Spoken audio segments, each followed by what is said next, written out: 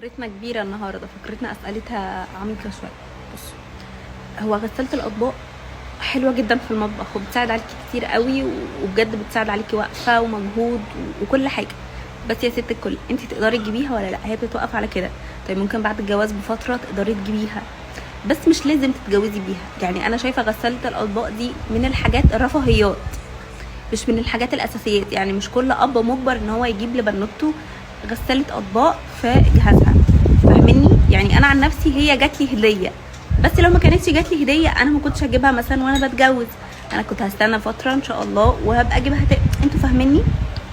بس فمش كل حاجه دلوقتي مجبر ان احنا نجيبها. لا، انت لو في مقدرتك فانا يا ستي بقولك ان هي كويسه جدا وهتساعدك وبجد وهتوفر عليكي وقت ومجهود. طب لو مش في مقدرتك فانت ان شاء الله تقدري تجيبيها بعد الجواز، بس ما تحملوش نفسكم فوق طاقتها بجد.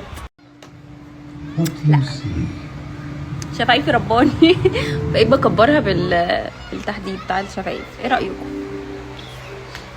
السنسة الخضراء وحرفيا خطيره، بعشقها بجد. يعني ده والله العظيم بجد ده كوت واحد. بصوا، امبارح قلنا لهم هنعمل قسط ونجاوب، طبعا الجيم متاخر والدنيا احمد جه من الجيم. احمد جه من الجيم متاخر جدا، فطبعا ايه قلنا اكيد تلاقيكي نمت. فيلا دلوقتي اسئله وضحك وهزار وكل حاجه. انا واحمد هنقعد معاكم وقت كبير جدا، نروش عليكم بالظبط. لا رد انت.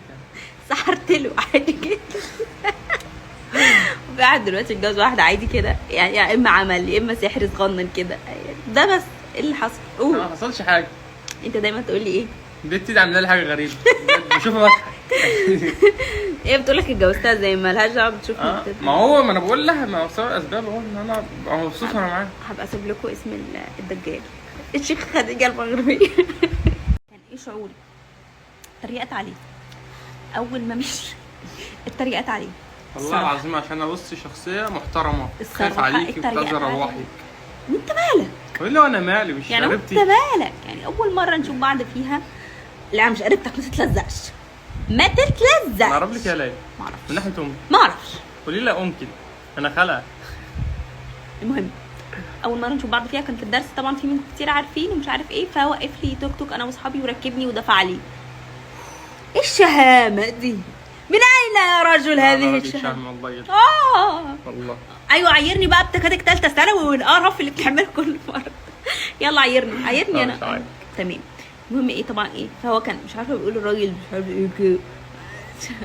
بقول له الراجل خد يا عم حاسبته، قلت له نزله مطرح ما ينزله. اعمل لك ايه؟ هتنزلوا فين؟ قال لي انزلوا كذا. رحت محاسب الراجل، رحت خليته يمشي. رحت انا بقى اول ما مشي رحت انا قلدت نفس الطريقه كلام، بس مش فاكره. الله تعالي لي رد. ليلى قبل الجواز ولا ليلى بعد الجواز؟ بصوا، قبل الجواز حاجه وبعد الجواز حاجه تاني. يعني انت وشك قلب كده.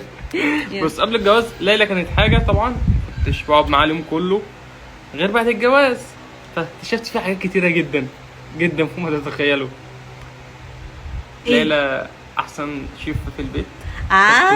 شاطر، مش كسوله خالص خالص خالص. سؤال، هو انت بتتكلم بجد ولا بتعكس الكلام؟ لا بتكلم بجد والله. ما انا بقول لك شيف كويس. انت اكلك حلو بيعجبني. وانت مش كسوله. انت ما نزلتهمش ليه الاكل اللي انا كنت عامله لك امبارح؟ انا هنزله لهم النهارده. دلوقتي هنزله لكم الاكل عندي.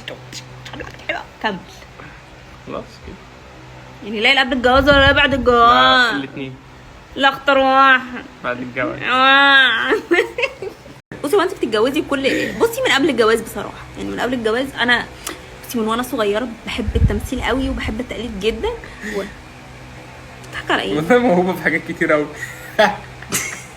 بتتريق عليا في اكل موهوبه في كل حاجه بجد. اقسم بالله يا جماعه. في هضم. في هضم. ماشي.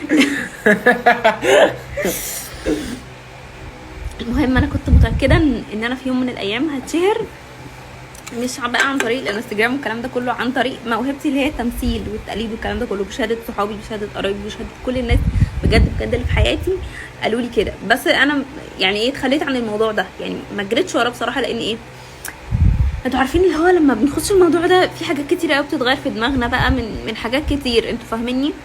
فاللي هو انا بعدت عنه. يعني انا بطلت افكر فيه. لا بجد مش حاجات بابا ما وافقش، بس بابا قال لي اللي هو مش هتعرفي 1 2 3 كل سكه بقولها لك، ما تيجي ما نجدها لك يا بفسرم معفن يا صرنا يا جيس يا جايف. حلو قوي السؤال ده. ايه رد فعلك لو عرفتي ان احمد اتجوز عليكي؟ انت اول حد في فرقه. والله العظيم والله والله والله والله لو احمد اتجوز عليا او عرف حد عليا او خاني في يوم من الايام لا ندمه على نفسه. مين اللي هتطير في الجو؟ هطير دي اطير دي كلمه قليله على اللي عمله فيك. لا لا لا لا يا جايف يا مفسر. ليه تقولي كده؟ ليه بنتخانق وبناكل بقى والله العظيم بنقطع في شهور بعض، بقول له طلقني زقتني متجوزين عادي خالص والله العظيم، بس عادي يعني. في ايه يا ستي؟ الله اكبر يا ستي، كل عاوز برب الفلق تعايشي معانا يعني، قولي ما شاء الله كده اي حاجه يعني، اي حاجه كده عملتش. طبيعي لو احمد غلطان فهو اللي بيصالحني، ولو انا اللي غلطانه بعيط وبخلي احمد يصالحني. ده انا شريره، بس طبيعي هو اللي هيصالحني يعني، انا اروح اصالحه ليه؟ مش فاهمه. هي بس عيط شويه كده وهو اللي يتقلب غلطان بقدره قادر، حتى لو انا عامله ايه هو اللي بيتقلب غلطان ادام انا عيط.